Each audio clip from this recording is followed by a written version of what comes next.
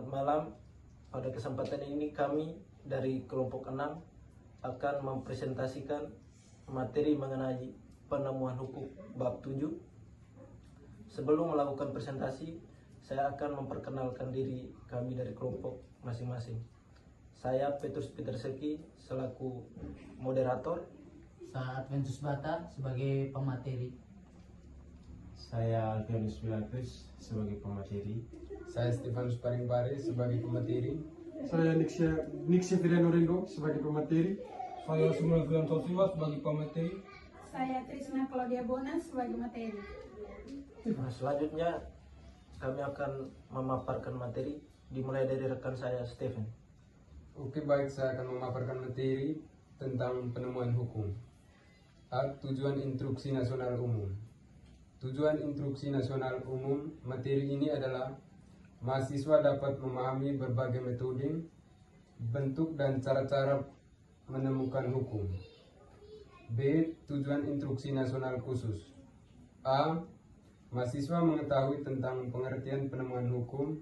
B. Mahasiswa memahami dan menjelaskan dasar-dasar hukum penemuan hukum. C. Mahasiswa mengetahui metode penemuan hukum. Sekian dari pemaparan materi pertama. Selanjutnya saya berikan kepada saudara A. Baik, terima kasih pemateri 1 sudah menjelaskan sebagai pengantar. Saya akan menjelaskan mengenai pemecahan masalah hukum. Pada dasarnya tujuan daripada ilmu pengetahuan termasuk ilmu pengetahuan hukum itu adalah untuk problem solving atau memecahkan masalah. Menurut Mertokusumo, banyak sekali persoalan sosial di tengah masyarakat. Berbagai persoalan sosial idealnya yang pertama harus menemukan atau menseleksi masalah hukumnya, baru kemudian memecahkan dan menseleksi atau merumuskan. Kemampuan dan keterampilan untuk menseleksi dan kemudian merumuskan masalah hukum harus dikuasai dan dibekali dengan ilmu pengetahuan hukum. Setelah diseleksi, masalah hukumnya harus dirumuskan. Contohnya adalah pada saat hakim memeriksa perkara. Sekian tentang pemecahan masalah. Selanjutnya akan dijelaskan oleh pemateri berikut. Baik, terima kasih. Yang berikut pengertian penemuan hukum. Menurut Mertokusumo, penemuan hukum adalah proses pembentukan hukum oleh hakim atau aparat hukum lainnya yang ditugaskan untuk menerapkan peraturan hukum umum pada peristiwa hukum konkret. Dapat pula dikatakan, penemuan hukum adalah proses konkretisasi atau individualisasi peraturan hukum atau dasole yang bersifat umum dengan mengingat akan peristiwa konkret dan scene tertentu. Sesungguhnya, menemukan hukum merupakan karya manusia dan ini berarti antara lain bahwa setiap penerapan hukum selalu didahului oleh seleksi subjektif mengenai peristiwa-peristiwa dan peraturan-peraturan yang relevan. Pada pemateri berikut. Oke, baik, saya akan melanjutkan materi yaitu sistem penemuan hukum. Menurut Mertokusumo 2010, sistem penemuan hukum pada dasarnya dibagi atas dua, yakni otonom dengan heteronom. Sistem penemuan hukum otonom, hakim terkait pada putusan hakim yang telah dijatuhkan mengenai perkara sejenis dengan yang diputus hakim, yakni hakim mendasarkan pada peraturan-peraturan di luar dirinya. Hakim tidak mandiri karena harus tunduk pada undang-undang.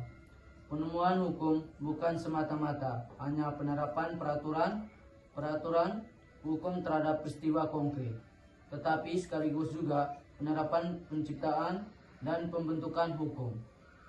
Lebih lanjut, Mertokusumo 2010 menyatakan antara penemuan hukum yang heteronom dan otonomi tidak ada batas yang tajam. Dalam praktek penemuan hukum dijumpai kedua unsur tersebut. Heteronom dan otonom.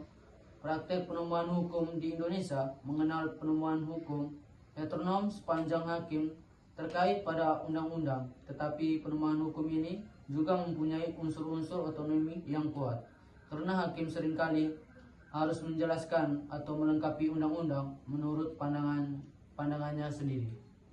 Oke, baik, waktu dan kesempatan saya berikan kepada Vero. Baik, saya akan memaparkan tentang sumber penemuan hukum. Sumber penemuan hukum tidak lain adalah sumber atau tempat terutama bagi hakim dapat menemukan hukum.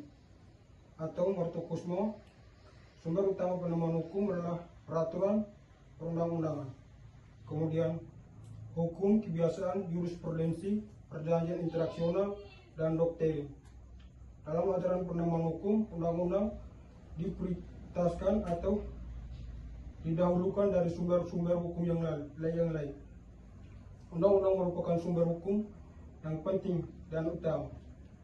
Undang-undang dan hukum sesungguhnya tidak penting, dan undang-undang dan hukum sesungguhnya tidak identik.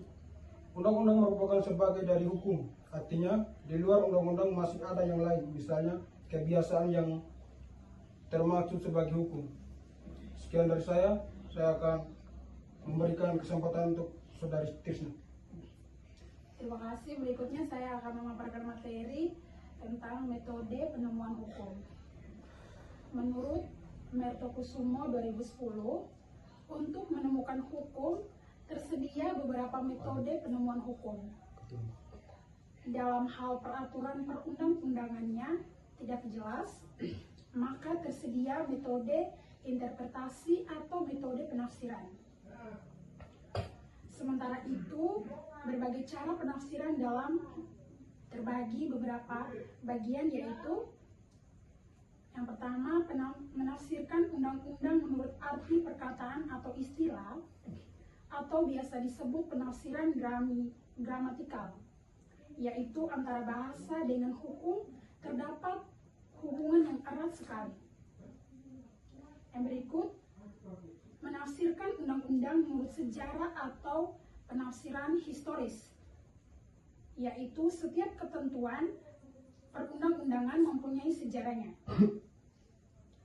Berikut, menafsirkan undang-undang menurut sistem yang ada di dalam hukum atau biasa disebut dengan penafsiran sistematik, yaitu perundang-undangan suatu negara merupakan kesatuan yang artinya tidak sebuah pun dari peraturan tersebut dapat ditafsirkan seolah-olah berdiri sendiri.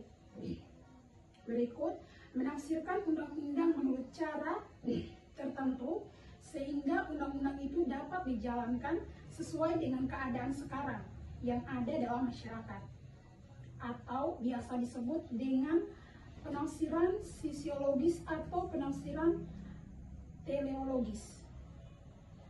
Berikut, penafsiran otentik atau penafsiran secara resmi, yaitu ada kalanya pembuat undang-undang itu sendiri memberikan tafsiran tentang arti atau istilah yang digunakannya di dalam perundangan yang dibuatnya. Berikut, penafsiran interdisipliner, yaitu penafsiran yang dilakukan dalam suatu analisis masalah yang menyangkut berbagai disiplin ilmu hukum. Berikut, penafsiran multidisipliner, yaitu penafsiran seorang hakim harus juga mempelajari suatu atau beberapa disiplin ilmu lainnya di luar ilmu hukum.